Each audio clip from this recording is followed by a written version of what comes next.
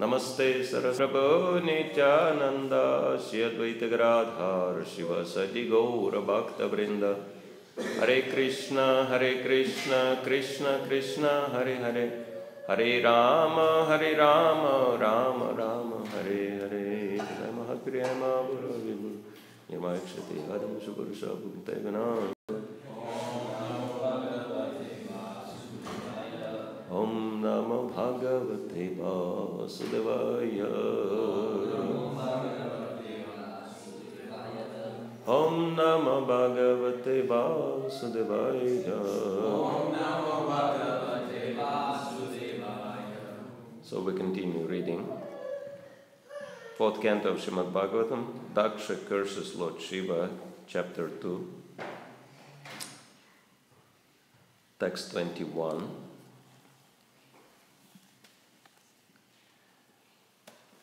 Ya etan martyam udishya Ya etan martyam udishya Bhagavatya pratidruhi Bhagavatya prahidruhi Druhyatagya pridagdristis Drutyatagya pridagdristis Tattvata vimukha bhavet Tattvata vimukha bhavet Ya etan martyam adishya Bhagavatya pratidruhi Druhyatagya pridagdristis Tattvata vimukha bhavet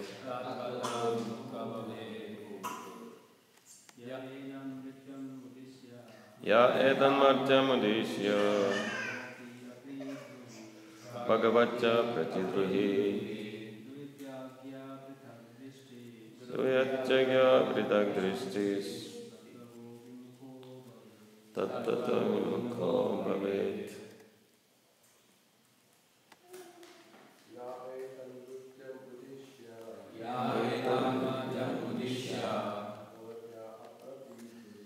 Bhagavatya prahidruhi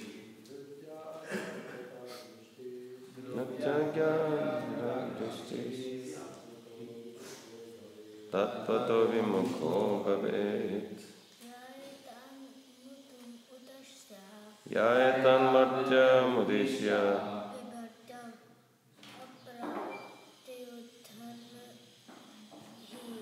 Bhagavatya pratidruhi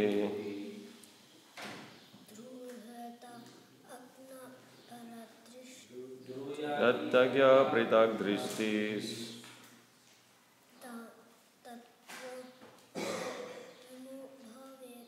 Tattvata vimukha bhavet. Any ladies? Yaetan martyam adishya Bhagavatya pratidruhi Drutyatagya pridagdristis Tattvata vimukha bhavet Yaetan martyam adishya Bhagavatya pratidruhi Druhyatagya pridagdristis Tattvata vimukha bhavet Yaha Who? Daksha Etat martyam This body Udishya with reference to Bhagavati to Shiva Apratidruhi who is not envious Druhyati bears envy Agyaha less intelligent person Pridagdrishti the vision of duality Tattvataha from transcendental knowledge Vimukha bereft bhavet, may become. Translation purport by His Divine Grace, A.C. Bhaktivedanta Swami, Srila Prabhupada ki jai. Anyone who has accepted Daksha as the most important personality and neglected Lord Shiva because of envy is less intelligent, and because of visualizing in duality will be bereft of transcendental knowledge.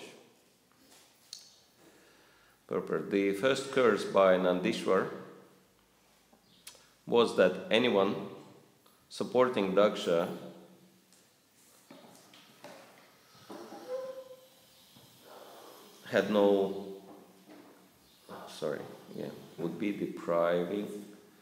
supporting him would deprive one of transcendental knowledge. Daksha, Nandishwar said, identified himself with the body like other materialistic persons and was trying to derive power different from the soul. Therefore, Nandishwar's curse was that anyone who supported Daksha would be bereft of transcendental knowledge of the soul and thus also be deprived of knowledge of the Supreme Personality of Godhead. Ya etan martyamudishya bhagavatya pratidruhi bruhyatya pritagdristis tattato vimukho bhavet. Anyone who has accepted Daksha as the most important personality and neglected Lord Shiva because of envy is less intelligent, and because of visualizing in duality will be bereft of transcendental knowledge. So we're continuing to discuss this very important story, how Daksha cursed Lord Shiva and what happened thereafter. The aftermath was pretty severe. We can understand, but it would not happen actually if Nandishwar would just follow in the footsteps of Mahajan, Lord Shiva, and would just walk away, right? This is what Lord Shiva did. And this is Vaishnava behavior, right? Vaishnava does not become offended if someone offends him, because he understands, okay, these people are in ignorance, okay, so there is no point of talking to ignorant man, right? If someone is, for example, mentally incapable, you wouldn't try to talk logic to such person, right? Okay. The man is just cracked, so what to do? There is no meditation for him, only medication will help, right? So, but devotees don't want to associate with such people because it's dangerous actually, right? If you associate with someone who is mentally disturbed, then what will be the result of such association? You'll pick up the same, right? You'll become mentally disturbed. So, and of course, material world means everyone's mentally disturbed. As Srila Prabhupada was telling the story, that one man committed murder, and he was undergoing trial, but there was a suspicion that maybe he has some mental disease. But they couldn't determine exactly whether he was sane or insane. These things are very difficult, right? Sometimes to conclude. And we'll tell later why it is so. Why the borderline between sanity and insanity is so blurry, right? And this is what this story illustrates. that they called in some very famous psychiatrist, professor of psychiatry, and they asked him, can you identify whether this man is sane or insane? And so he examined this man and he came out and he said, if you want to excuse him on the ground of his insanity, you can do so. So this answer was not very conclusive. You can do so. So is he sane or insane? And professor said very interesting thing. He said, in my entire career as a psychiatrist, in my entire life, I never came across anyone who is sane. So this is the conclusion. Material world is basically mental asylum, right? Because what is happening in the mental asylum? Basically, there are people with distorted identity, right? Their identity is false. Instead of identifying themselves as they are, they identify themselves with something they are not, right? For example, if you go to any mental asylum, you can easily find a couple of Jesus Christs and a few Mohammeds, number of Napoleons, Hitler, Stalins, all kinds of great, so-called great and so-called great personalities, right? And so it is madness to identify ourselves with something we are not. But this is what's happening in the material world, right? Because we identify ourselves with this bag of bones. Yeah, is it not mad to carry on yourself a big bag of bones and say, this is me? This is the story of the material world, right? This is how crazy the soul becomes by giving up Krishna's association, right? And so that's why Vaishnavas, they're not surprised if someone behaves in insane way. Rather, it is surprising if someone still behaves in the sane way, right? Like Srila Bhaktivedanta Saraswati was saying, do not be surprised with someone who leaves Krishna consciousness. Be surprised that someone is still staying. And Srila Prabhupada was saying to that effect, impossible proposal. But this is the glory of such great personalities like Srila Prabhupada, that they can make the impossible possible, right?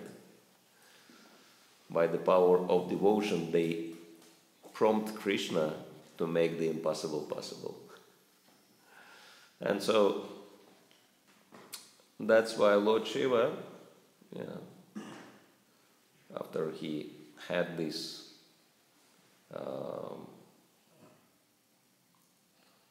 tirade from Daksha, who was accusing him and criticizing him so badly, he didn't say a word, he just stood up and left. But Nandishwar didn't leave. Of course, from one hand, whatever he says in this verse is correct, right? That his statements are correct, but the circumstances he made those statements were not the best circumstances, right? Because the atmosphere was already heated and he made it even worse with his curses. To curse people, this is not Vaishnav behavior. Of course, there are some exceptional circumstances, but this was not the right circumstance, as Srila Prabhupada explained in the previous purpose.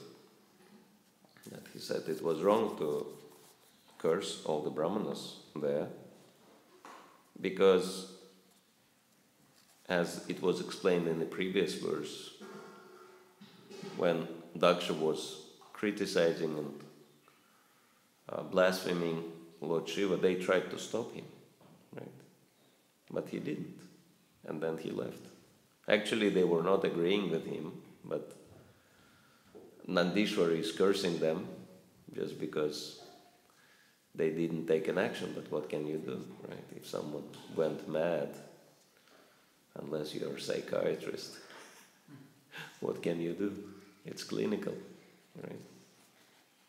But anyway, that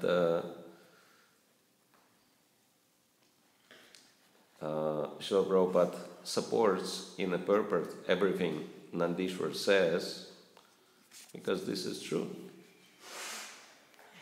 It's absolute truth, what he spoke. Nevertheless, it is very important to be, what he said started war, right? Actually started long hostility between Brahma, Vaishnavas and Shaivites, right?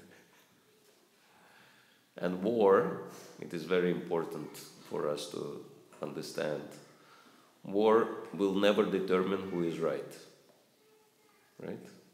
War can only determine who is left.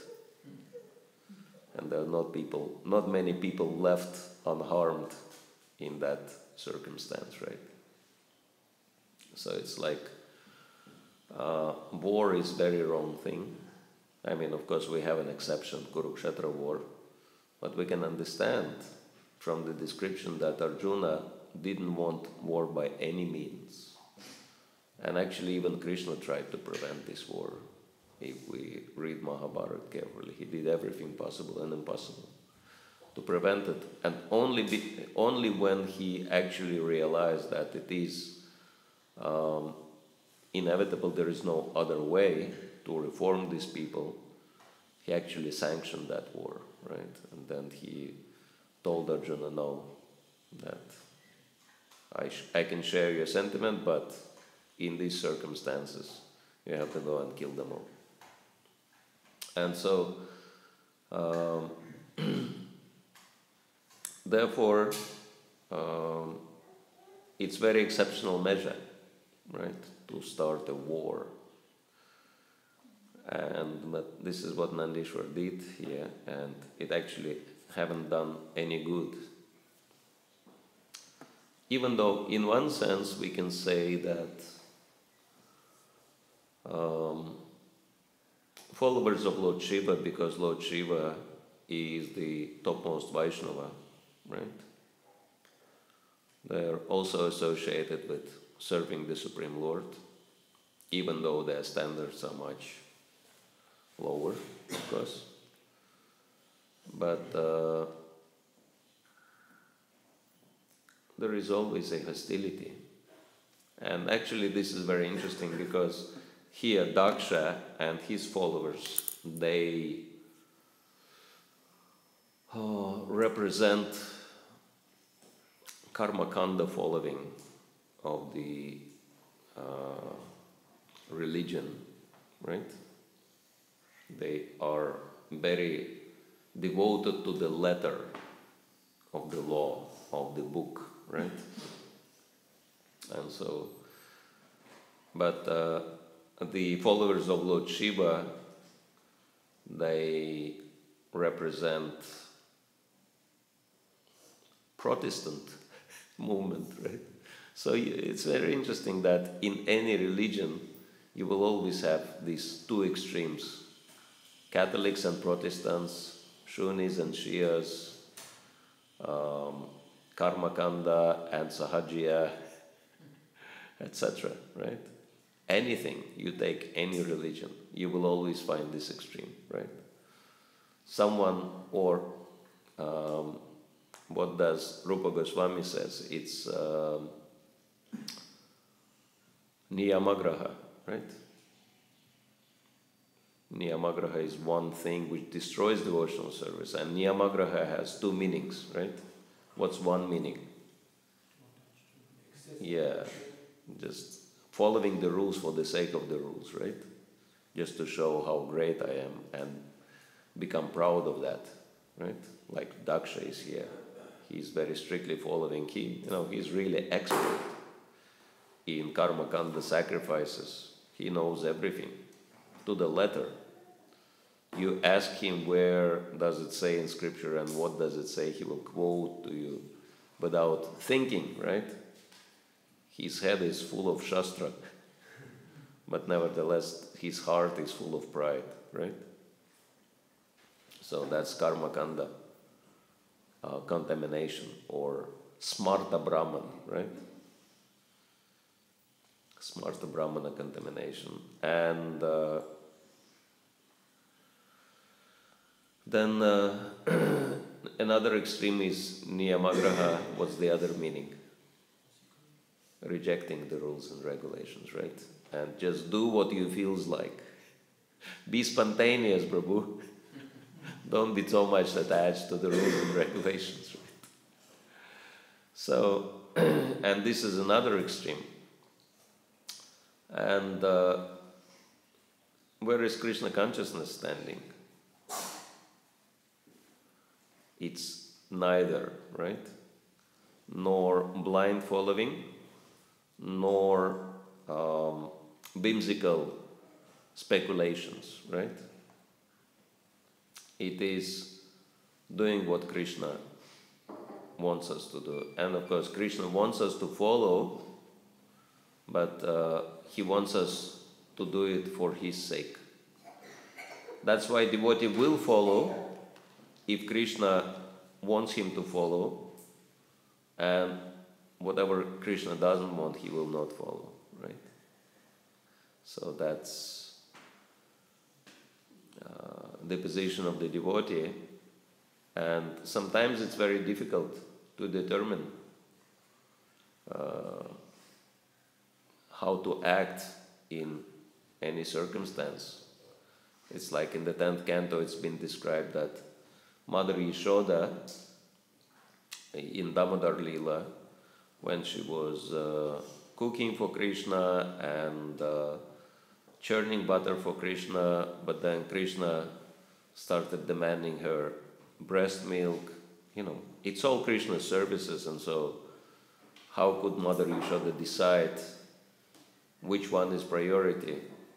But then Srila Prabhupada explains Krishna is giving the intelligence to his devotees that what he should do as the priority in each circumstance. And so ultimately devotional service is completely dependent on Krishna. Krishna is giving the intelligence to the devotees who are serving him with love. Dadami buddhi yogam tam yanamam upayantite, but pritipurvakam, that bhajatam pritipurvakam, service with love should be the focus of the devotee, and then Krishna will give the intelligence. Otherwise, Krishna consciousness tends to be very confusing, right? What to do in different circumstances. And so, but the most important thing is to avoid the confusion is to follow in the footsteps of Mahajans, which Nandishwar failed to do in this circumstance, right? That Lord Shiva showed by his example what to do. He stood up and left. But Nandishwar stayed to curse all the brahmanas, right? And therefore, we are mentioning this topic quite emphatically because this single factor has been the greatest contributor to the development of materialism and atheism, right? Actually, clash between religious groups is the greatest discouraging factor from, making population follow the laws of religion, right? Because people see, okay, these guys, they fight in this for the sake of God. I don't want to fight with anyone. I want to live in peace and harmony, right? Why should I join either sides? Both sides are complete idiots, right? Because they think God belongs to them. And so why should I be part of this game? You know, I have better things to do in life. And so this is very important for us to be mindful of. And this is why, what's the first and foremost purpose of ISKCON? It is very interesting, right? Because it's not even religious in one sense. Because, as one devotee mentioned, there is no even word Krishna in the first purpose of ISKCON. And not even word God appears in the first purpose of ISKCON. It just says to systematically propagate spiritual knowledge to society at large and educate all people in the techniques of spiritual life in order to achieve real unity and peace, in order to check the imbalance of values in life, which is a very sophisticated way of saying help people to solve their problems, right? And achieve real unity and peace in the world. But then Srila Prabhupada was saying that charity begins at home. And so, if there is no unity and peace amongst Vaishnavas, can we give to the world something we don't have? But this is why we have Bhagavatam. We have all these descriptions which help us to understand what to avoid, right? Lessons from history. But as we were saying yesterday, that greatest lesson from history that nobody learns from history. Everybody wants to make their own mistakes. But it's all coming from bodily concept of life. Envy of the Supreme Lord. And yes, Daksha was envious of Lord Shiva, for sure. And that's why he criticized Lord Shiva.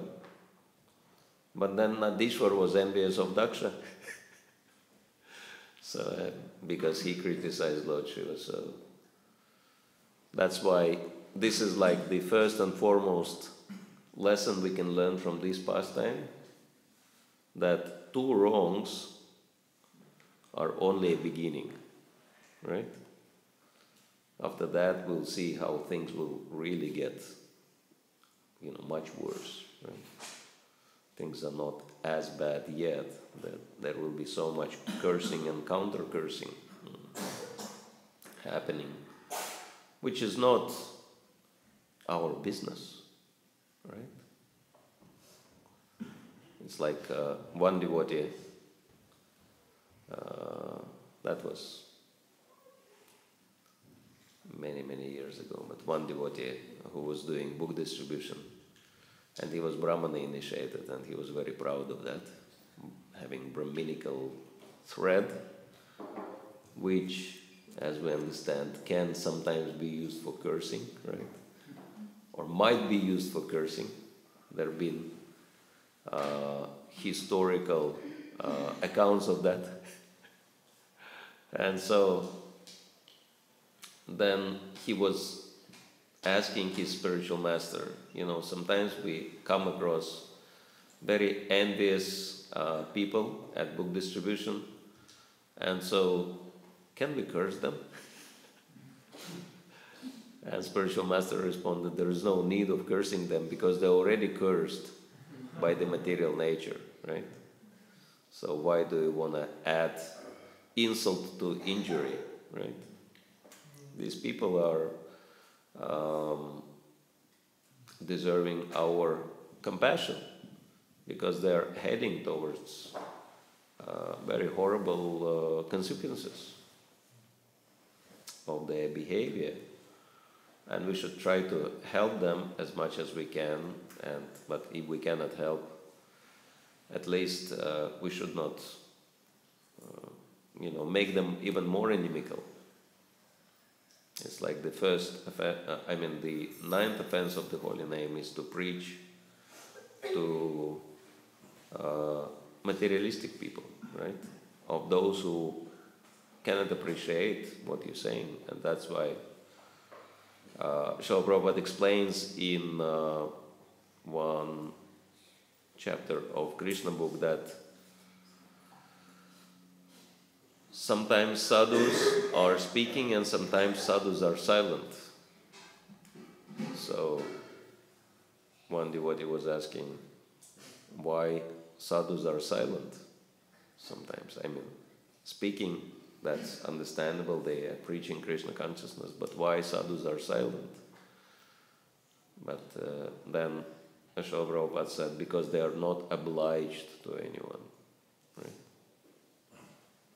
And so sometimes silence can be much greater preaching than, all this firing with, shlokas at people. We can see the example of Sri Chaitanya Mahaprabhu himself, right? When Bhaktivedanta was so proud that he was thinking he can teach Lord Chaitanya something. And Lord Chaitanya agreed, right? Even though Gopinath-acharya was telling him, you're in complete delusion. But Lord Chaitanya said, no. He's my well-wisher, so let him teach. And then what Lord Chaitanya did for 7 days, he just kept quiet, right? And Bhaktivedanta was quoting this scripture and that, making so many brilliant points as he thought. And Lord Chaitanya was never impressed, he didn't express anything. Neither approval nor disapproval. He was sitting with completely neutral expression on his face, just listening. And was not falling asleep either, right? That's the most amazing thing. You have class which goes on for 7 days, non-stop, and you don't even fall asleep once. Of course, you can say, he's God, he can do that. Some people say, if I listen to you silently and never interrupt you, it doesn't mean you have to wake me up. Right? But Lord Chaitanya was not even falling asleep. Right? He was just sitting there and listening carefully. And then at the end of the 7 days, Bhaktivedanta became a little bit concerned. What's happening? Why is he not so excited with what I'm saying, and why he's not asking any questions? He's supposed to be. And then when he actually asked, what do you think about it, right? And then Lord Chaitanya said, okay, if you're interested, I'll tell you. And then he told him, right? So this is a very interesting illustration of the principle which is expressed in the modern context as first seek to understand and then be understood. So Lord Chaitanya showed this, he fully listened to every single argument Bhaktivedanta had, because in 7 days, non-stop, you can pretty fully explain yourself, right? So, and then he had every single point, every single misconception Bhaktivedanta had at hand, and he could easily refute it all. And Bhaktivedanta, that was it, right? That he fired all his bullets. He was empty. So he had to surrender to Lord Chaitanya. And so this is amazing example how silence can be much more effective preaching than any attempts, like arguments. That's why it says Tarko Pratishta Shrutaya Vibhina, that any amount of logic and reasoning and arguing can never establish the truth of the Shastra, right? And even if you ask other, sages and saints what they think, you'll be even more confused, because Nasab Rishir, yes, Yamatam Nabinam, that all these sages, they contradict each other. Every sage, every Muni has his own point of view, right? So it's really confusing. Sometimes it becomes even confusing listening to Bhagavatam classes, right? Because every speaker has his own point of view on the same Prabhupada's teachings, right? It's amazing how, multifaceted Prabhupada's books are, that they can be explained from varieties of perspectives. So what to do? This is like $1 billion question. And therefore Mahabharata says, Dharmasya tattva mihitam guhaya mahajanayana gata sapantha, that the truth of Dharma is hidden in the hearts of the great souls, Mahajans. And that's why the best course of action is to follow in their footsteps, right? That's why sometimes I'm saying that reading books about Srila Prabhupada, example of his life, is not less and maybe sometimes even more important for us than reading Prabhupada's books, because Prabhupada's books are philosophy, but this is the best example how this philosophy, how Srila Prabhupada lived this philosophy in practical life in Kali Yuga circumstances, right? The application of the philosophy. And so, this is the best course of action. Instead of taking law in our hand, we should just follow in the footsteps of great souls. Because this world is full of envious people. And we cannot, even by exposing them, that will not change them, right? That Nandishwar exposed Daksha and exposed all his followers, but it didn't really change them, right? Of course, after Daksha had to change his body, there was first, or at least one of the first instances of head transplant. Such thing is not really deemed possible even by the modern, with all their scientific advancement in medical science. They cannot think of that, how to do head transplant. It's too complicated. But we'll hear in this story that Daksha got his head transplanted. And so only after he got his head transplanted, he got some common sense, okay, probably I've done something wrong, because my head seems to be different.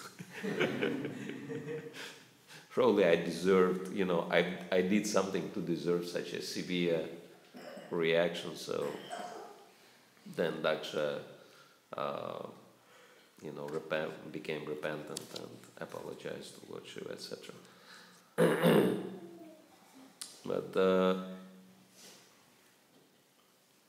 before that he didn't respond. He didn't care. He was completely sure that he is right. And this is very typical, because even though Daksha is a very great personality, but what's his greatness? The word Daksha, what does it mean? Expert, right? Actually, this is one of the qualities of the devotees, right? Amongst the qualities of the devotees, the one which is Daksha is the expert. So Daksha was Daksha. He was expert. But what was his expertise? He was Prajapati, he was progenitor, so he was expert, as Prabhupada explains, in sex life. So he was sex professional.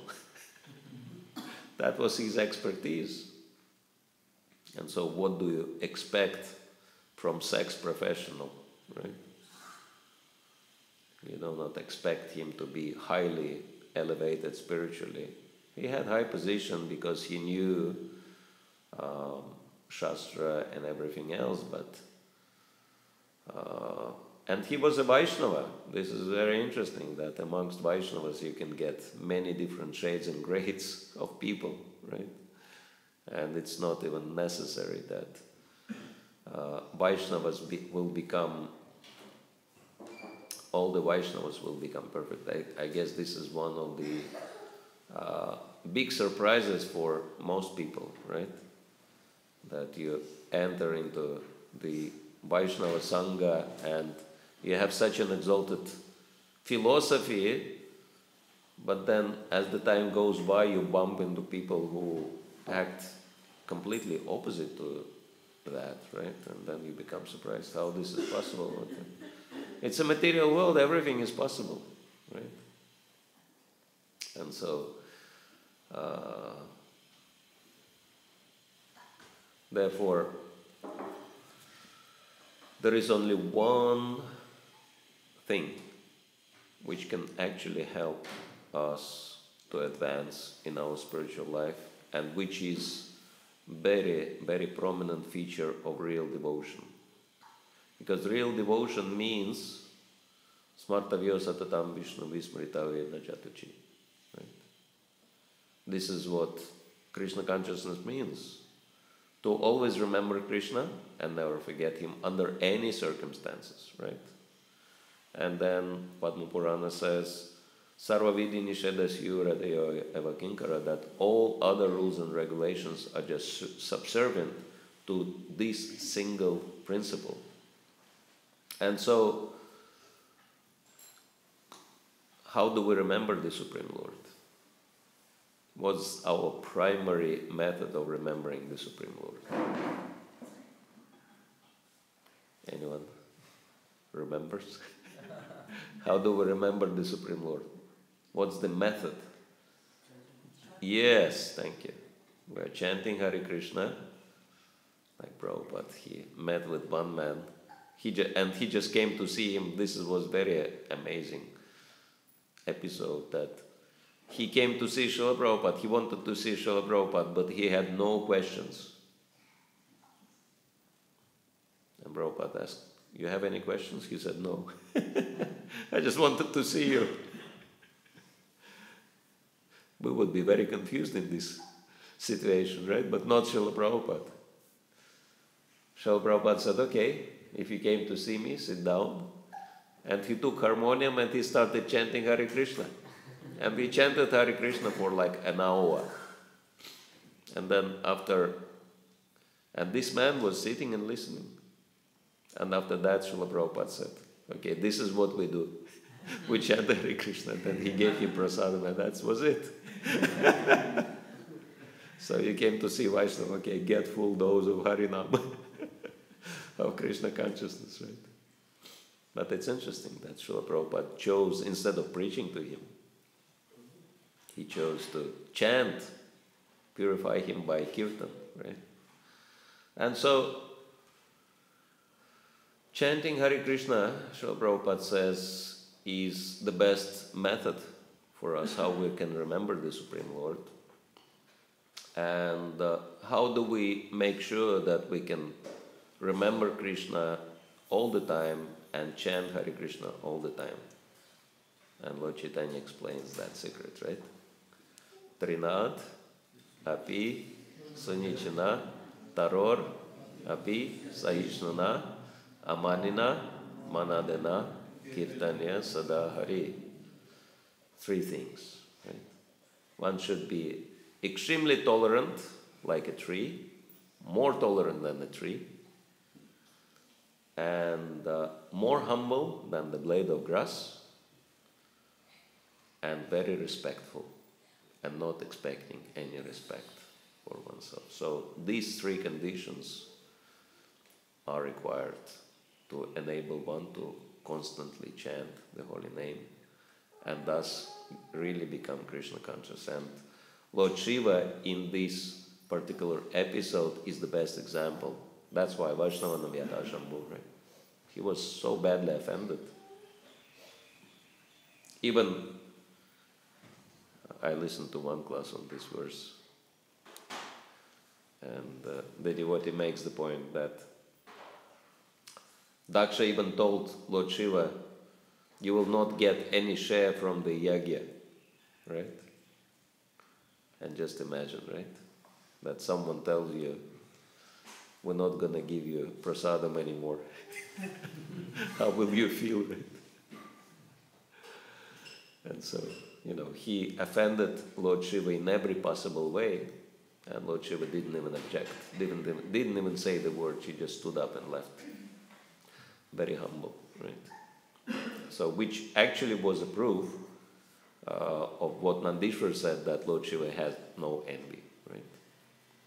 That even though Daksha was so envious of him, he didn't express any dissatisfaction, he just silently left. And so this is the best example for us, that the kind of consciousness these great souls have, if we imbibe this consciousness, then we can become perfectly Krishna conscious. Hare Krishna. So, anyone has any questions, comments? Yes, Krishna does. He always has good, nice questions. But he is first. Yes. In 15th chapter of Bhagavad Gita, it said that Dhamma Purusham Lokesha Shakshare Vacha Chara Sarvani Bhutani Kutastaksha Jyotate. It said that there are two classes of beings, the fallible and infallible. And the infallible are people from the spiritual world. If we are infallible, why did we fall down from the spiritual world? Very interesting question Krishna Das Prabhu is asking. That chapter 15 of Bhagavad Gita explains that there are two types of living entities, fallible and infallible. And those who are infallible, they are all in the spiritual world. And so if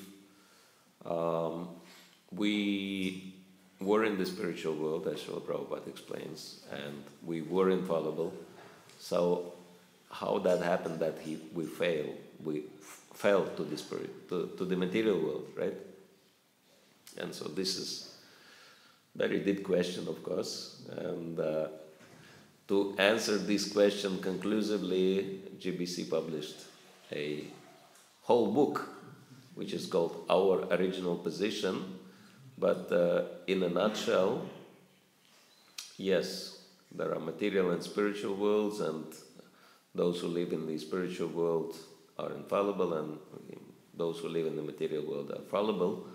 But the position of the soul is Jivira Tatastha Shakti Vedabet Prakash, that spirit soul is Tatastha Shakti, means it is marginal energy, right? It is between the material and spiritual worlds, and that's why living entity has choice between material and spiritual world. And unfortunately, I guess we were too close to the border of the material world, and we made the wrong choice. We fell under the influence of Maya, and that's why we're in the material world.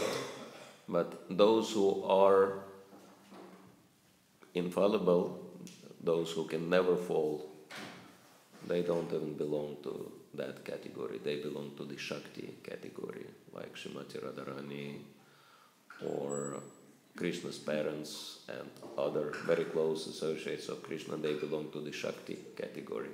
So they can never fall because they are not Jivas. But we are Jivas, so we have the opportunity to choose, and we made the wrong choice. All right?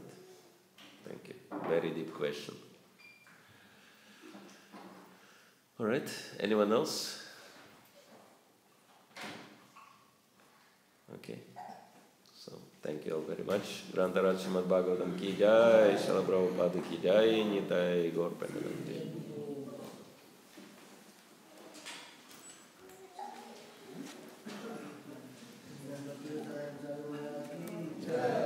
Samaveta Bhakta Vrinda ki jai.